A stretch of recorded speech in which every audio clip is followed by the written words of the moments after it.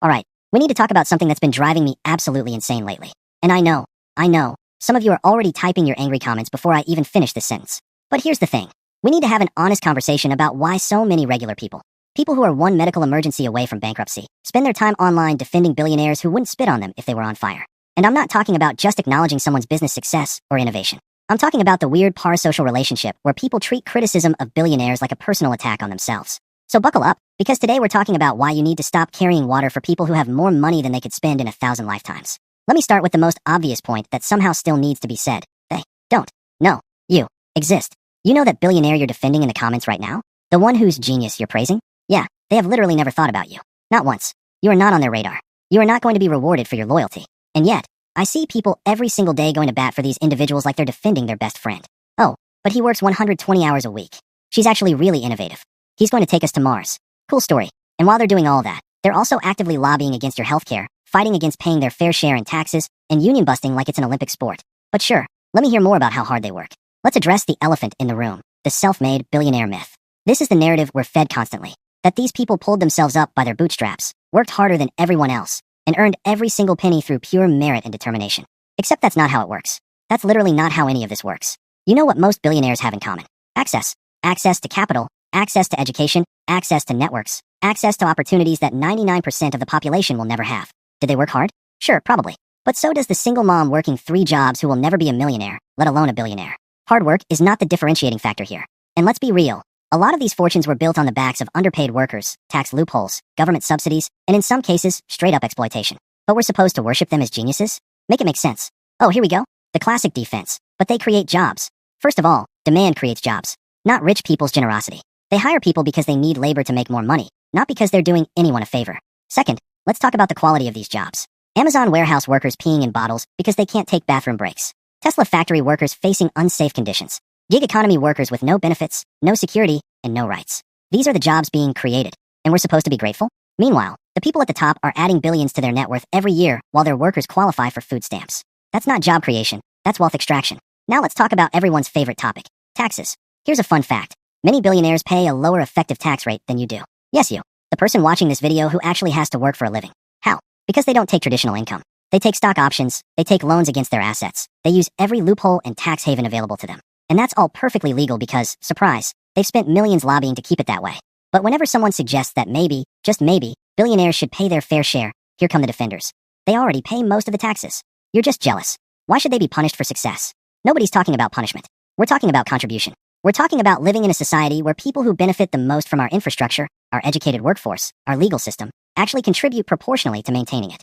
But instead, we have billionaires getting government subsidies for their companies while schools are falling apart and people are rationing insulin. Explain to me how that makes sense. Here's what really gets me. Billionaires have convinced regular people that any criticism of extreme wealth is class warfare, or socialism, or jealousy. They've built an entire propaganda machine to make you think that defending their interests is somehow defending your own potential future wealth. Like you're one good idea away from being in their club. You're not. I'm not. We're never going to be billionaires, and that's not defeatist, that's math. The system isn't designed for social mobility at that level. It's designed to protect existing wealth and consolidate more of it at the top. That's why wealth inequality keeps growing. That's why the middle class keeps shrinking. That's why your dollars don't stretch as far as your parents did. But they've got you convinced that the problem is immigrants, or lazy people, or woke culture. Anything except the people who are actually hoarding resources. It's masterful, really. Get the working class to fight each other while they fly to space for fun. But what about innovation? What about progress? We need billionaires to drive humanity forward. Do we though? Some of the greatest innovations in human history came from publicly funded research. The internet, government funded. GPS, government funded. Most pharmaceutical research, government funded, then privatized for profit. And let's be honest about what today's billionaires are actually innovating. More efficient ways to surveil workers. More addictive social media algorithms. Slightly different ways to deliver packages. Revolutionary stuff, truly. Meanwhile, we could be funding actual scientific research, renewable energy development, medical breakthroughs. But instead, that money is sitting in offshore accounts and being used to buy mega yachts. Here's what blows my mind. I'll see someone working 2 jobs, stressed about rent, complaining about their wages, and then turn around and defend a CEO making 350 times what they make. The cognitive dissonance is staggering. You'll criticize your coworker for taking too long on break, but defend a billionaire who pays $0 in federal income tax. You'll call people on food stamps lazy, but not the person who inherited their wealth and has never worked a day in their life. Why? What is this instinct to punch down and worship up? Look, I'm not saying successful people shouldn't be rewarded. I'm not saying entrepreneurship is bad. I'm not saying everyone should make the same amount of money. What I'm saying is that there is no ethical way to accumulate $1 billion. You cannot earn that much money through your own labor. It's mathematically impossible. $1 billion is an obscene amount of money. If you made $5,000 a day, every single day, since Columbus landed in America, you still wouldn't have $1 billion. That's not wealth. That's a policy failure. That's a system that's broken. And when people are dying because they can't afford insulin that costs $5 to produce, but sells for $300, when people are drowning in student loan debt, when families are choosing between rent and food, we don't have a resource problem. We have a distribution problem. The real issue isn't that billionaires exist. It's that we've created a system where they can exist while others suffer, where record profits coincide with record homelessness, where someone can be worth $200 billion while their employees need public assistance to survive. That's not capitalism working. That's capitalism broken. And every time you defend that system, every time you make excuses for why it has to be this way, you're not defending your future wealth. You're defending their present wealth at the expense of your own well-being.